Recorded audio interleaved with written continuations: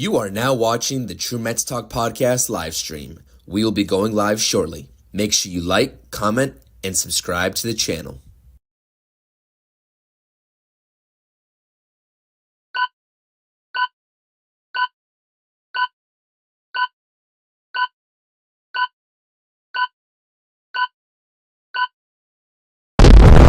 Shallow right field, stumbling start for Stewart.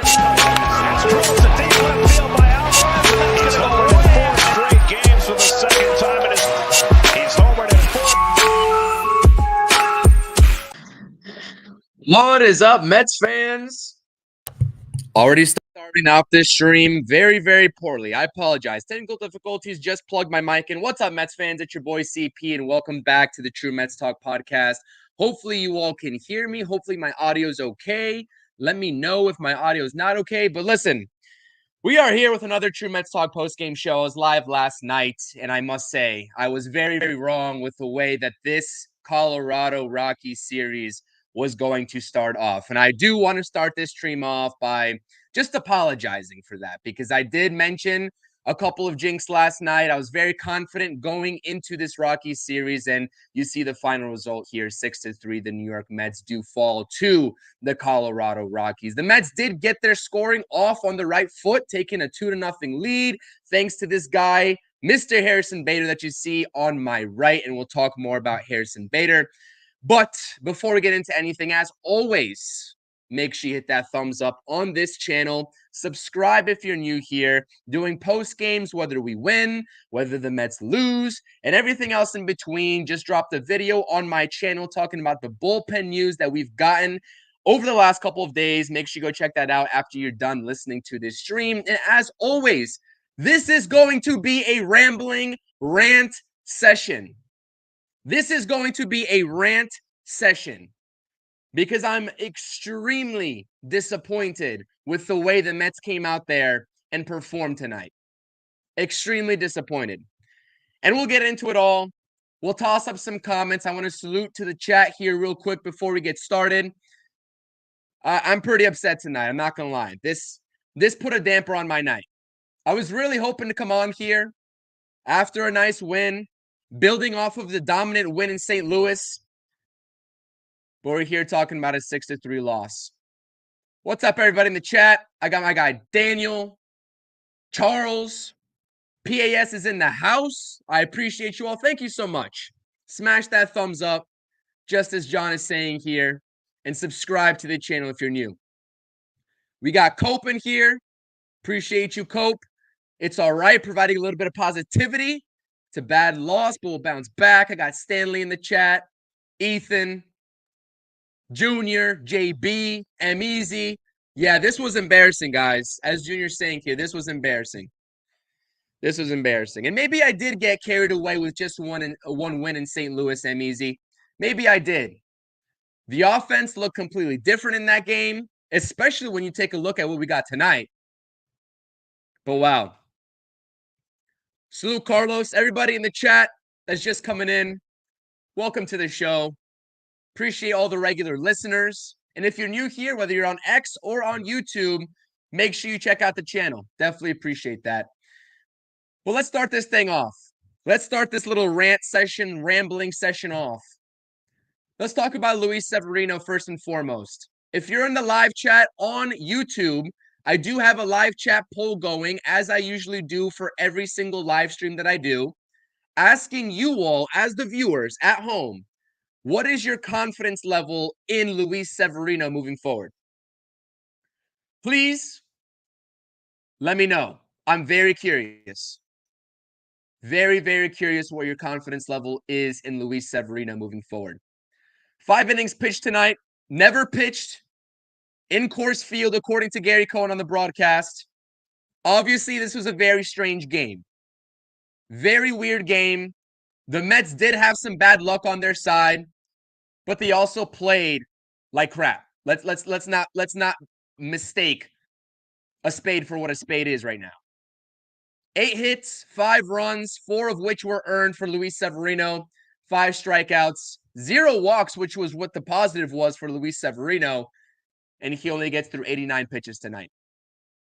hit that live chat poll and let me know your thoughts and opinions about Luis Severino. Are you worried? Are you not? Are you waiting to see? And there are a lot of concerning trends happening with Luis Severino right now. But honestly, I will say, as crazy as I may sound, I'm not worried about Luis Severino. I understand he hasn't pitched this many innings in however many years. I understand the injury concerns are always a concern with Luis Severino, especially over the last couple of seasons. But I think he pitched a pretty decent game today. Like, you could call me a homer. That's fine. But if you look at his pitches, his command, he really didn't pitch that poorly. Now, I understand 4 earned runs against the Colorado Rockies in a loss doesn't look too pretty. Completely understand that. But to me, he was establishing his four-seam fastball. He threw his sinker a lot today. 47 pitches, which were four-seam fastballs, 25 pitches, sinkers. And he didn't use his slider / sweeper as often as I would have liked him to. But he located his pitches pretty darn well. But credit to the Rockies lineup. Credit to the Rockies lineup. They turned on the pitches they were supposed to turn on. They got helped out by Mr. Cave's bogus home run at Coors Field that just kept on drifting and drifting to the opposite field and left field. And they did just enough as an offense to get past Luis Severino.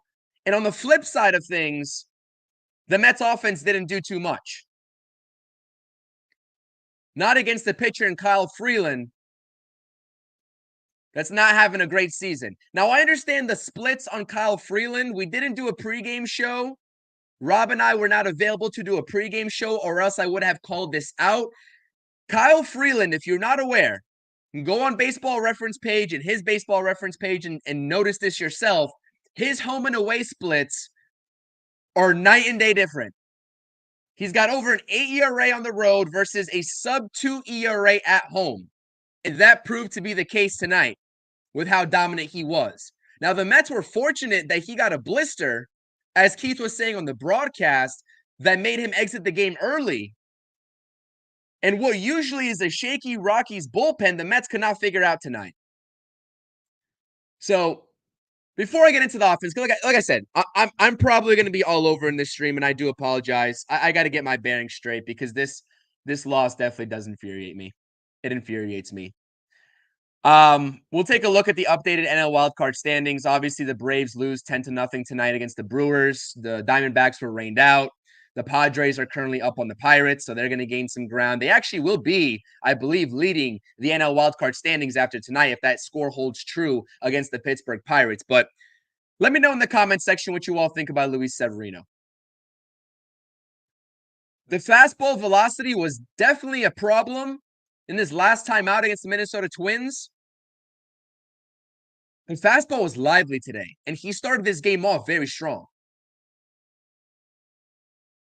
Like I said, he made his pitches, in my humble opinion, and I'm not going to try to convince you that he pitched well, but given the circumstances of the field that he was pitching at, of the conditions with the rain coming in, and just the overall ability of the Rockies lineup to turn on pitches that were in good spots, I can't really put this loss on Luis Severino. I think he pitched an okay game. I'm sorry. I know the numbers may not show it. I understand that. I know he was poor last time around as well against the Twins, but he didn't pitch all that badly today. And he's saying he thinks we're nuts that Rob and I wanted to re-sign Luis Severino. For the right price, I'm still willing to. For the right price, I am still willing to because he can be a starting pitcher 4 or 5 on many teams in this league. I'm not giving up on Luis Severino just yet, regardless of what's happened his last couple times out. But really, like we said in the pregame last night, before the Cardinals game, the problem with this team has been during this stretch in the second half post All-Star break, the problem has been the inconsistency in this lineup. The pitching has had some rough couple of bumps along the way, which is to be expected. The bullpen has been relatively solid. And I'll talk about the bullpen here in just a second because that's directly what the video that I dropped earlier this afternoon was relating to, was the bullpen and how it might shake out for the rest of August. But this is the offense's fault. This is a game where you expect the offense to come out and produce just like they did last night, especially in a hitters-friendly ballpark, and they falter, especially yet again with runners in scoring position. And Misi, I'm not making any excuses for Luis Severino. If you want to go ahead and look at 4 earned runs against the Rockies, only 5 innings pitched, as a failure on his part, go ahead. Be my guest. He did not pitch poorly today. I will 100% call out a pitcher or hitter when they are not performing. I am very well known to do that on my channel. If you've been here long enough, if you've listened to Rob and I, we are not afraid to call out anybody on the Mets for performing poorly. But Luis Severino, simply, he pitched an okay game. He pitched an okay game. Just like Quintana did against the Los Angeles Angels. Gave up 3 earned runs, and the offense faltered in that game yet again. Hope agrees with me. So let's talk about this offense. Carlos also saying a few bad outings doesn't make him a bad pitcher. His ERA is above 4 now for the first time, I believe, all season outside of his first start. Fact check me if I'm wrong, but his ERA is officially over 4. But that doesn't make him a bad pitcher. Come on, give me a break.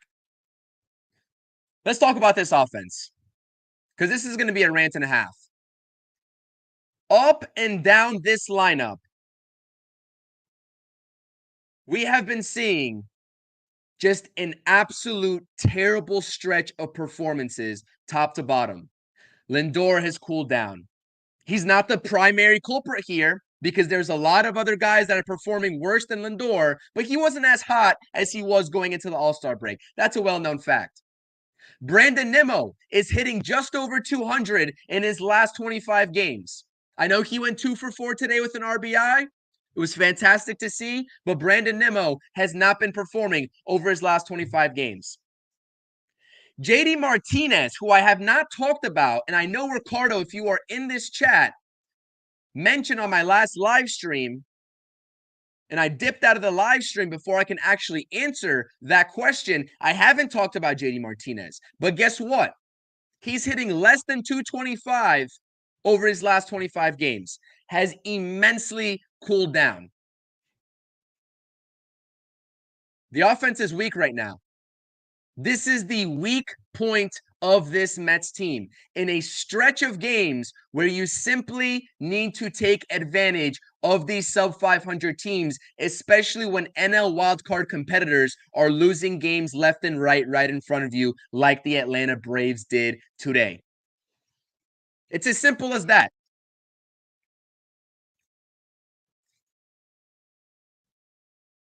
JD Martinez, 0 for 2 with runners in scoring position today. What is it about this Mets offense, especially when you see the Rockies get a cheap fly ball home run against Luis Severino?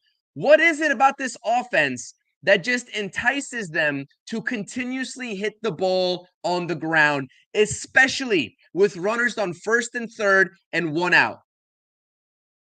Vientos has done it. And by the way, Vientos also has cooled off. You can go up and down this list. Cooled off, cooled off, cooled off. Maybe with the exception of Harrison Bader and Tyrone Taylor. I'll talk about Harrison Bader here in just a second, but this offense is just, It's like I'm at a loss for words because I truly am at a loss for words.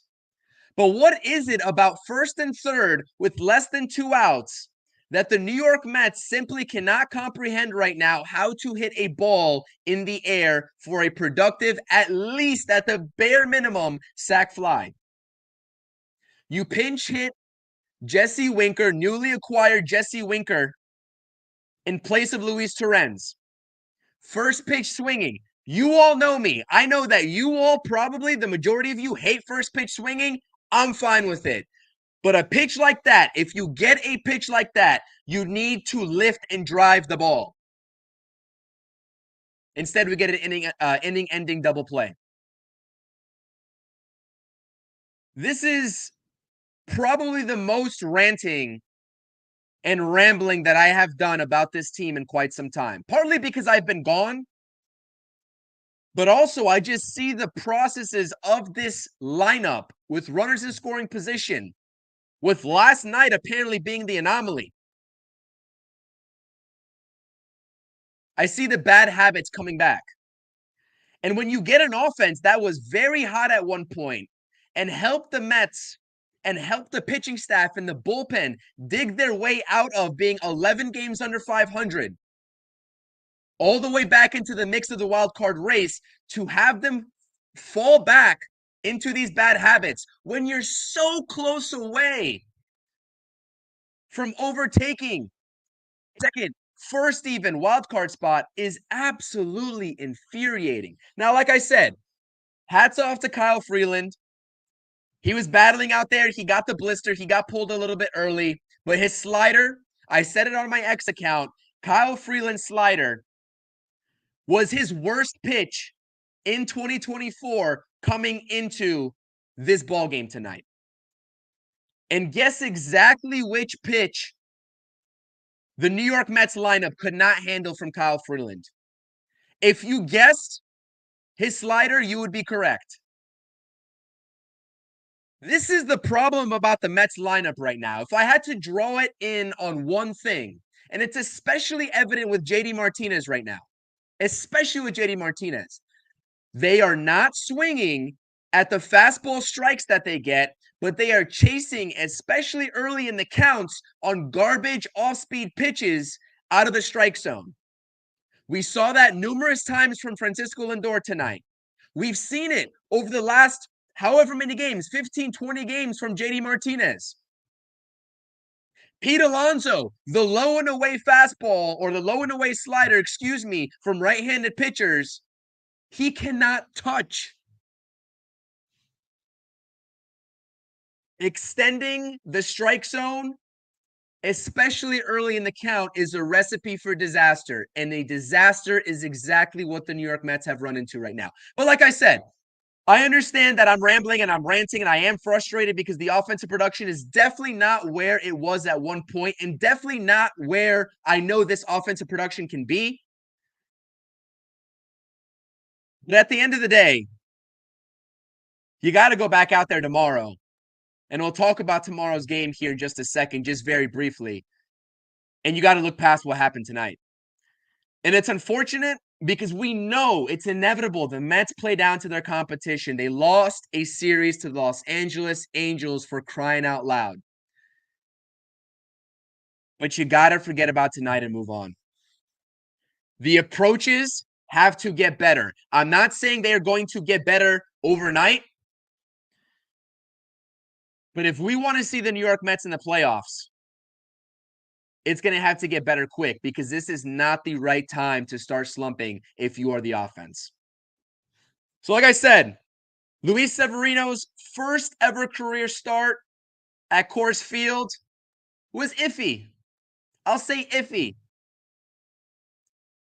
One thing I haven't mentioned yet, not only did his defense hurt him, and Harrison Bader bobbling a ball out in the outfield,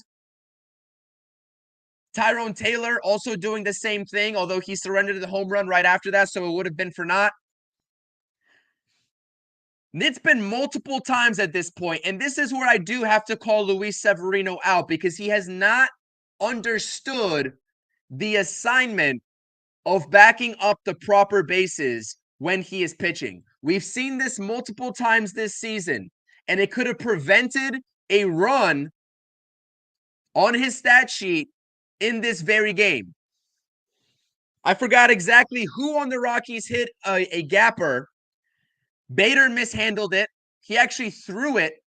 It was an errant throw. He didn't have the proper grip. Nobody was backing up the shortstop, Francisco Lindor. Mark Vientos has to go chase the ball right up against the fence of the Rockies dugout, which is exactly where Luis Severino should have been positioned there. Now, I didn't see the play. I had the game going on in the background, unfortunately, so I couldn't see it and I couldn't see the replay. But from what I am told by my good buddy Zach, is that Luis Severino was just standing there at the pitcher's mound or next to the pitcher's mound, not backing up. And that is something that they teach on a little league level, at the little league level. A starting pitcher to back up the proper base for extra bases like the Rockies got,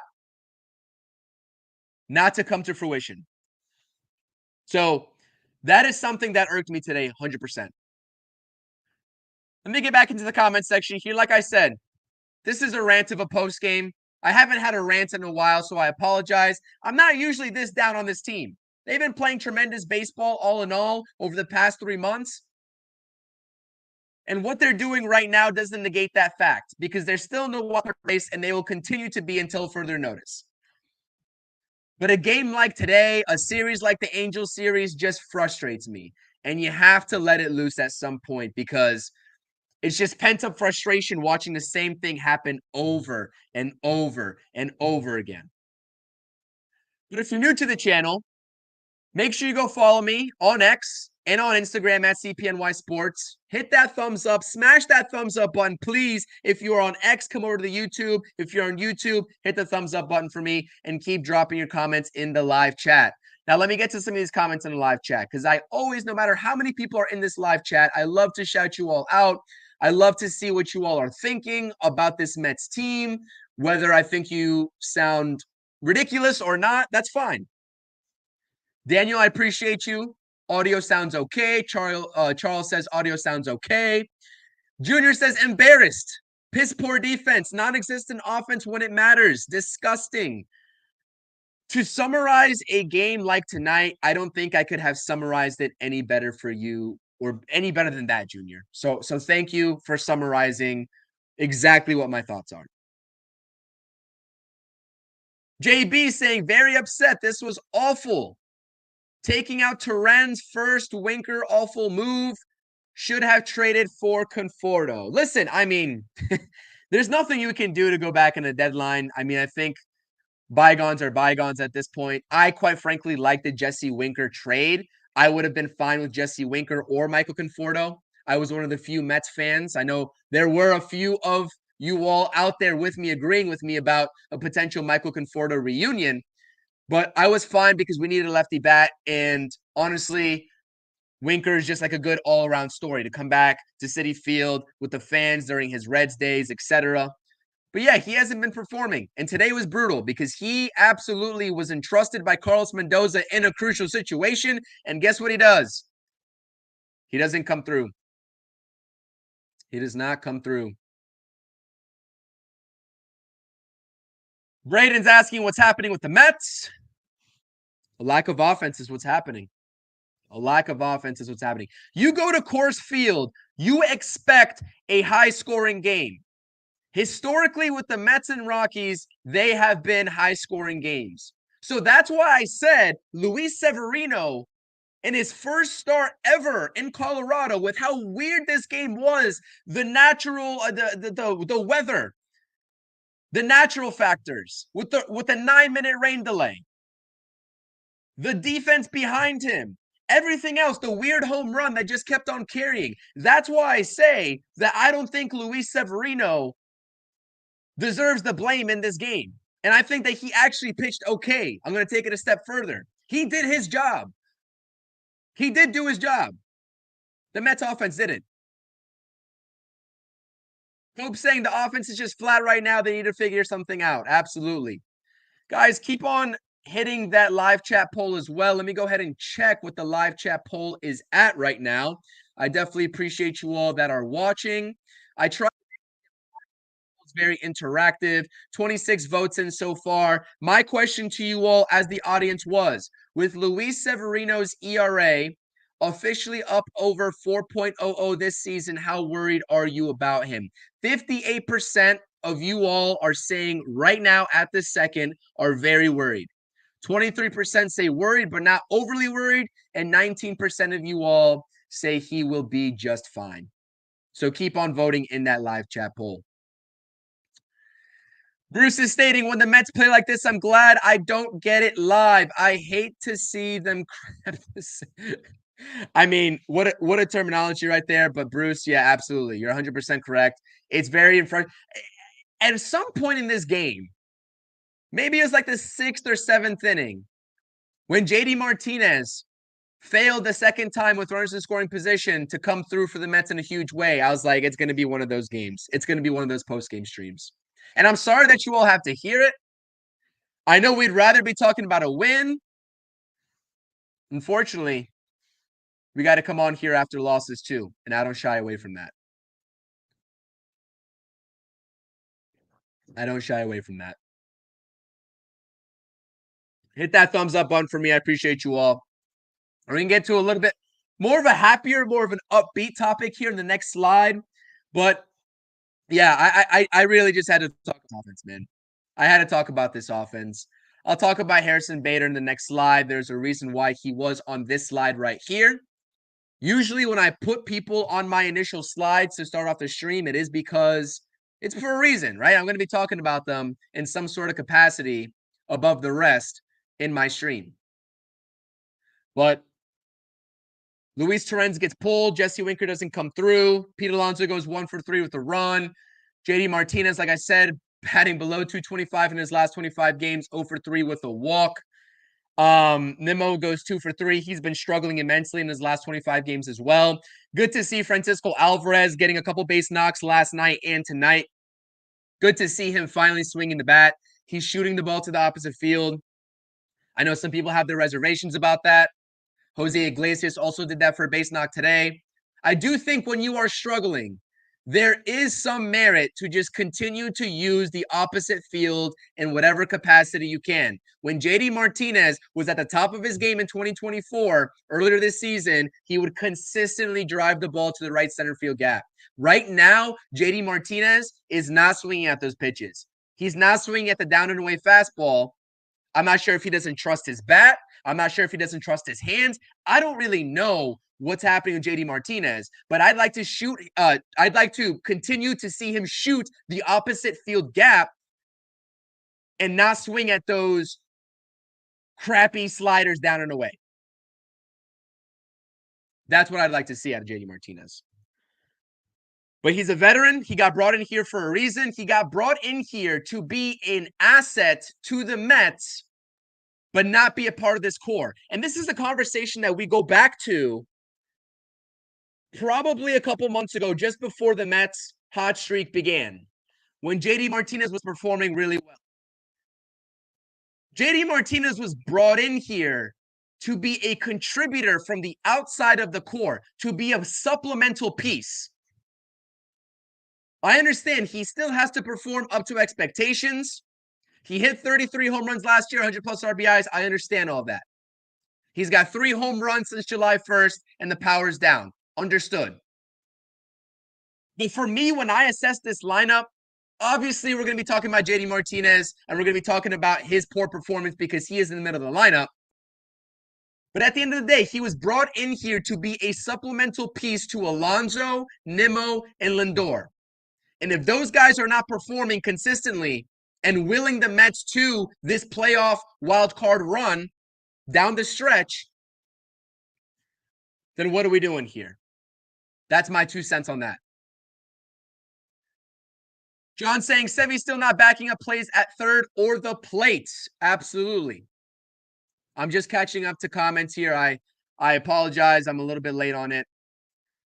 As I'm scrolling, I'm like thinking of like 10 million different things that I can talk about next and what went wrong and what's been going wrong for the New York Mets tonight. I do have a couple of positives, maybe like one positive to take away from this game, and I'll tell you all about it because I mentioned in the pregame yesterday. Maybe it's just one. I'll be fair. I'll keep it at one positive. But Aaron Blue Shirts Banner here, my co-host for Rangers podcast when we are live during post games during the season, during the NHL season. He is here for CP's rants. And a rant it is. You picked the right stream to come back on, Aaron. Appreciate you. Salute to you. Another thing, when Jeff couldn't buy a hit, Mets refused to sit him. Now he's our hottest hitter and he's sitting down. Make it make sense. Junior, thank you. Sometimes I need your guys' help in the live chat to remind me of what my next rant's going to be. If you were going to pinch hit Torrens in that situation, listen, I'm sure that Mendoza had a rhyme or reason to go with Jesse Winker. I don't know what his career was versus that reliever in that situation. I understand it. Whatever. But this doesn't make sense to me at face value. And maybe a reporter is asking Mendoza about it as we speak in some post-game interviews. But when Jeff McNeil is one of the Mets, if not the hottest hitter on the New York Mets in the second half, wouldn't you think to pinch hit him in that situation? Maybe it's because Jeff McNeil has a knack for hitting ground balls, and maybe that's why they wanted to stay out of the double play. But you can't win, apparently, because Jesse Winker also can't lift the ball. So, yep, this was a weird one, Braden. This game broke the record for shortest time in the rain delay. They didn't even put the tarp out. Coors Field, man, I'm done with Coors Field. I think I'm going to put Coors Field on my ban list. I was wanting to get out there before, but I don't even want to get out there anymore. I'm done with Coors Field.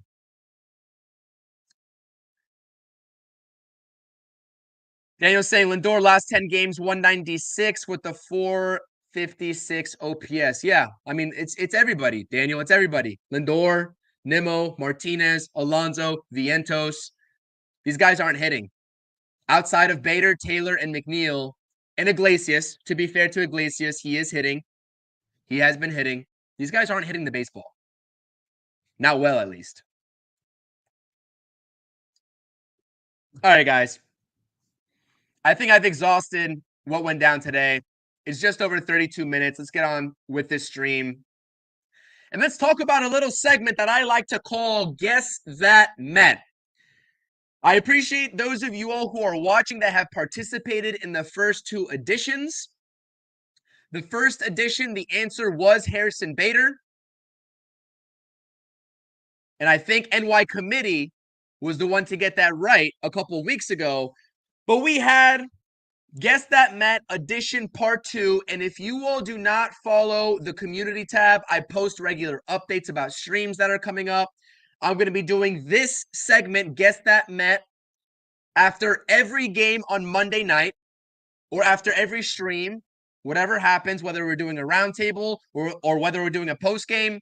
I'm going to post a little snippet of a statistic on a page. It could be from Baseball Savant. It could be from Baseball Reference. And I'm going to be putting that up there as a little teaser for you all to try to guess which New York Met I'm talking about. And the first two editions just so happen to be 2024 New York Mets, but I'm not just going to limit it to 2024.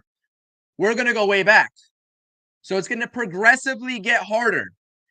But shout out to my main man, Zach, co-host of the Sunny Days Media 516 YouTube channel. If you do not subscribe to Sunny Days Media 516 on YouTube, they also talk Mets. Type in Sunny Days Media 516 on YouTube and make sure you go and subscribe. This latest edition from last night, the answer was Jose Butto. You see here the 2024 pitches in his 5-pitch arsenal. 4-seamer, sinker, changeup, slider, sweeper. Batting averages on all of those pitches, pretty damn good. He has had a lot of success in both roles that he has appeared in, whether it's a starter or whether it is a reliever. And if you want to get my take on where Jose Butto should be once the Mets get reinforcements back in the bullpen, go check out my video, links in the description, from earlier today. Shout out to Zach, winner of this week's Guess That Met. I had a lot of Sean Manaea guesses. I had a lot of Quintanas, Severinos. I'm not making it that easy. I'm making it easy, but I'm not making it that easy. Shout out to Zach. But let's talk about Harrison Bader for a minute. Harrison Bader brought in on a 1-year, $10 million deal. was very skeptical about what Harrison Bader's production was going to be on this team offensively to start the season, has had a tremendous season so far as a New York Met. Obviously, with the way the Mets outfield is situated, Marte is going to be under contract. You're going to have Nimmo under contract, and you're going to have a plethora of outfield candidates to sign come free agency. And you're going to have Tyrone Taylor also under contract as well. So what do you do with Harrison Bader? I'm going to leave that up to you all to decide. Hit the live chat right now. Let me know if you would extend Harrison Bader, because I know I would, but for the right price. Same thing with Luis Severino. Would definitely extend, even still, but for the right price. Harrison Bader's having a phenomenal season. We have not seen an offensive year like this from Harrison Bader in quite some time. 720 OPS, just around. Tonight's results are going to fluctuate that. Just around 278 home runs. But his clutch gene at the plate is like no other. Harrison Bader has been confidently the most clutch New York Met of this 2024 season. If I would have came into this season and told you all that Harrison Bader on a 1-year prove-it deal that got brought in to basically run prevent up the middle in center field by David Stearns would be one of the clutchest hitters in this Mets lineup, I would have told myself I was crazy. You would have told me I was crazy. And the entire Mets fan base probably would have told me that I was crazy. But here you have it right in front of you. In 2024, Harrison Bader with 2 outs and runners in scoring position, we saw it tonight, got the offense going both tonight and yesterday with doubles for a couple RBIs, 3 RBIs in the last 2 games. He's performing exceptionally well. I mean, he is hitting over 330 with runners in scoring position and 2 outs. And you look at the late and close little category right there. I have to kind of squint right now to see that because my glasses aren't really powerful enough, unfortunately. But he's holding his own in clutch situations late and in close ball games as well, hitting around 280 and getting on base at a very high clip around 346. Harrison Bader is having a hell of a season, guys. Ladies and gentlemen, I don't know about you. If he's looking for a 2-year deal, maybe 3 with an opt-out after the second, a team opt-out, I'm thinking about it. Way too early to tell. There's going to be a whole bunch of Mets offseason content. And I don't want to even get to the offseason because we have literally however many games left of this season to make a playoff push. But there's going to be some interesting conversations surrounding a couple of these guys that David Stearns brought in this prior offseason. Bader, Severino, and Manaea. So we'll see.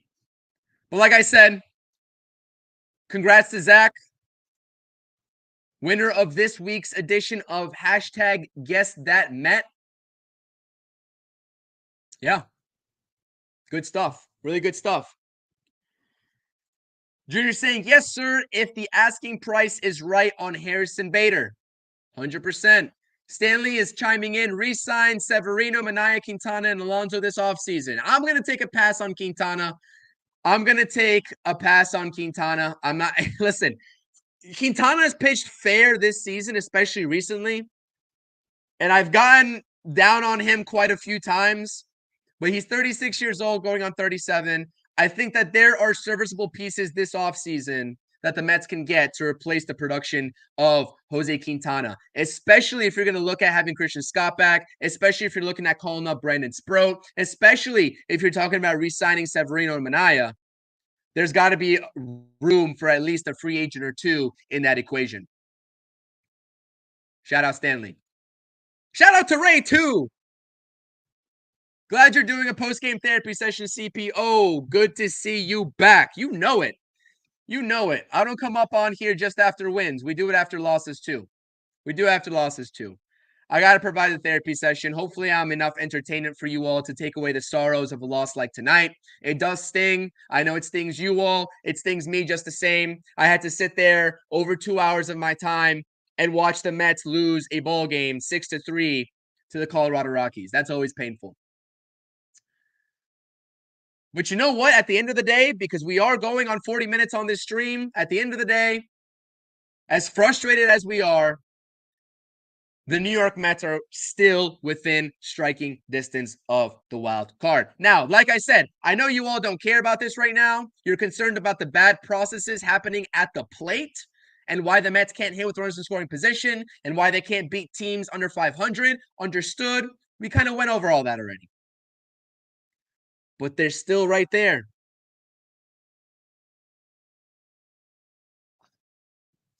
These rants make me thirsty. I apologize. Gotta get some fluids. 1.5 games back after today. Like I said, the Atlanta Braves did lose. A little bit of a watch around the league from tonight. Braves lose 10-0 against the Milwaukee Brewers. Milwaukee Brewers are a team that are definitely surprising me in the AL Central, given the offseason that they had or lack thereof. But props to them. They keep getting it done. David Stearns left them in a good situation. But the Atlanta Braves are faltering right now. They are faltering. Mets remain 1.5 games back of the wild card. Arizona and San Diego leapfrog the Atlanta Braves in the wild card standings. And this is where we're at. Game 2 against the Colorado Rockies going down tomorrow at 8:40 p.m. Newly acquired Met coming off of a very strong start in Anaheim. Paul Blackburn is going for the New York Mets. He's 5-2 this season with a 4.11 ERA. And Ryan Feltner, 1-10 in the win-loss column and a 4.97 ERA, is going for the Colorado Rockies in Game 2. Now, Ryan Feltner is a pitcher for the Rockies that we did see in that series, the last series before the All-Star break, appear for the Rockies at Citi Field. He went 3 2/3 innings pitched, if I'm not mistaken, gave up 3 runs, was just around mid-80s in the pitch count. The Mets did a great job in terms of forcing him out of the game very early on to get to the bullpen. So, I mean, like I said, we came into tonight's game talking about Kyle Freeland, how he has over a 5 ERA, how he's been abysmal away, but he's been a little bit better at home. Well, a little bit better. He's been a lot better at home in his 2024 splits, but still relatively a pitcher that the New York Mets should handle. Just like Canning was in Game 3 of that Angels series. And we know how that turned out. So whenever we talk about pitching matchups for our New York Mets in 2024, we can look at stats at face value all we want. We could talk about ERA, win-losses, strikeouts per 9, walks per 9, splits home and away. Doesn't matter. We can talk about it all. At the end of the day, the Mets lineup has to prove to us that they can go out there and beat up on these bad pitchers. They've been relatively great against fantastic pitchers. Garrett Cole, Shota Imanaga, Dylan Cease. I mean, the list goes on and on and on. The Mets have fared well against great pitchers this season, but for some reason, when you get your Feltners, your Cannings, your Freelands on the mound, the approach just goes out the window. It goes out the window. So tomorrow's going to be another, I guess, tough task. It shouldn't really be a tough task, but it's going to be a tough task because the Mets are going to have to put up runs. We know which ballpark they're playing at, and it seems like the Rockies lineup is capable of putting up 5+ runs consistently on the New York Mets. So the offense is going to have to show up. I don't have any problems with any of the Mets pitchers right now. I don't have any problems. You can talk about David Peterson. I don't even have a problem with Jose Quintana right now as much as I do this offense. Oh, and I forgot. I did have a positive today. And I apologize. I was almost going to forget it before I ended the stream. Huascar Braziban Did you all get a chance to see his outing tonight? 2 innings pitched, electric fastball. Easy, you're going to love this one. Easy is Brazaban's biggest hater, apparently, after the last stream that we did. Because I was on stream talking about how I still have full confidence in Huascar Brazaban in any situation because he's got great stuff as a reliever. And that he does. 97 to 98 miles per hour. Off speed is lethal, inducing a lot of swings and misses. And my confidence level in him, even after that shaky Angels appearance that he had where the Mets lost 5-4 after he got the first initial 2 strikeouts for the first 2 outs of his inning, you see tonight why a guy like Huascar Brazaban, even with the score being what it was, is going to play an integral part of this team this season. Oh, and by the way, not only this season, but also in the next 2 seasons. He is under control for the next couple of seasons for the New York Mets. And I see a lot of anti-David Stearns propaganda on the timeline. We can go back in time and say, oh, we shouldn't have traded for Winker. We can go back in time and say, oh, they should have pulled the trigger on a guy like Screwball, even though he wasn't going anywhere. So I'm not really sure how relevant that really is. But I still see it on my timeline. We can talk about all that. But when you go out there and build this pen from the ground up and get relievers in the door that have control like Huascar Brazaban for the next 2 years, that is what a great president of baseball operation does. Easy, spare me. Please spare me with this. He almost gave up another home run. This was your excuse last time out against the Angels. You had it then. I gave it to you. He almost gave up a home run. If we're counting almost, that's fine. 2 scoreless innings today. Sorry. He's going to keep pitching. He's doing fantastic. He's got electric stuff, and you're going to see him for the next couple of seasons. So get used to the name Huascar Brazaban. That's all I got to say. Mets continue to play like a bad team against bad teams, 100%. I mean, there's really nothing else. I mean, we can boil down. I went on a whole rant in this stream, but if we boiled it down to one important factor, it's this right here. Junior, you are on the money with these synopses in this stream. You cannot play like a bad team and play down to the level of competition against other bad teams. And that's what the Mets have been doing. I guess outside the Nationals, like Easy was pointing out way earlier in the stream in the comment section. Shout out to Lane Kerner as well in the chat. Appreciate you. JB saying Huascar Brazaban was excellent. Yes, he was. Ray definitely agrees with me 100%. Appreciate you, Ray. That's it. I mean, the Mets are 59-54. Rockies improved to 42-72, and we got game 2 tomorrow. Blackburn versus Feltner. 1.5 games back of the NL wildcard.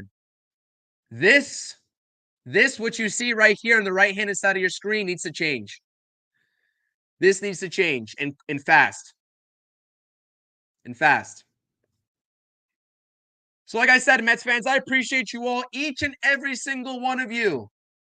If you're coming in from PAS, if you've been here over the long haul with me on this channel, watch this channel grow immensely, which I have you all to thank for. Thank you for tuning into tonight's show. Mets lose by a score of 6-3 on August 6th, 2024. And this is Mr. Steve Cohen. Because honestly, we haven't been talking about Steve Cohen at all. I mean, he's kept his name out of the media. He hasn't tweeted in a while. So I figured let's spice things up and let's toss a graphic up of Mr. Steve Cohen here. Thank you all for tuning into tonight's show. The Mets, despite being in a funk offensively over the last, let's say, 3 weeks, since July 14th, really, they're still within striking distance. Despite all my rants tonight, that's not going to change the fact that the New York Mets, we are going to go out there and watch the New York Mets for 2+ hours tomorrow, hope other teams lose, and continue to gain ground in this NL wildcard race. Nothing is going to change that fact. So as always, Make sure you hit that thumbs up. Subscribe to the channel if you are new here. Fastly approaching 900 subscribers on the channel. Thank you so much. So much more content coming from this channel. You have no idea what's in store. We'll probably do a standalone episode on Sean Manaea alone with how good he has been, because we've been seeing a lot of trends with the way he's been pitching and his poor performances versus his elite performances like the last 2 times out. So stay tuned for a standalone Sean Manaea episode on the channel here shortly, whether it's tomorrow, the day after, or sometime at the end of this week. Appreciate you all who are in the live chat. And follow me over at CPNYSports on X and Instagram. Salute to everyone in the chat. Bruce, Lane, Braden, JB, M-Easy, even though you are not a Brazavon believer, and I am. Even though Stanley is. Stanley trusts in Brazavon. Junior, Daniel, Aaron, Cope, everybody, Steven, Carlos. I appreciate you all. There's too many people to name here. I try my best to name you all and shout you all out. I like to support you all as viewers, as you all support me as someone up on here talking about this team on screen. Well, with that, I wish everybody a great night. Sleep tight. Don't let the Mets nightmares bite, and we'll see you all tomorrow, hopefully for either a pregame or a postgame show. Don't know really what the schedule has in store for Rob and myself, but we will be talking about Mets baseball, and we will be trying to at least talk about an even series after it's all said and done tomorrow and the final out is recorded. Let's go, Mets. Keep the faith. I know it's a little hard right now, but keep the faith. Keep the faith. I hope you all enjoyed the rant. Hopefully, I don't come on tomorrow and rant again. Let's go, Mets. See you all tomorrow. Peace. Thank you for watching the True Mets Talk podcast. Make sure you're tapping on that notifications button and checking out all the latest content on the channel. Thank you.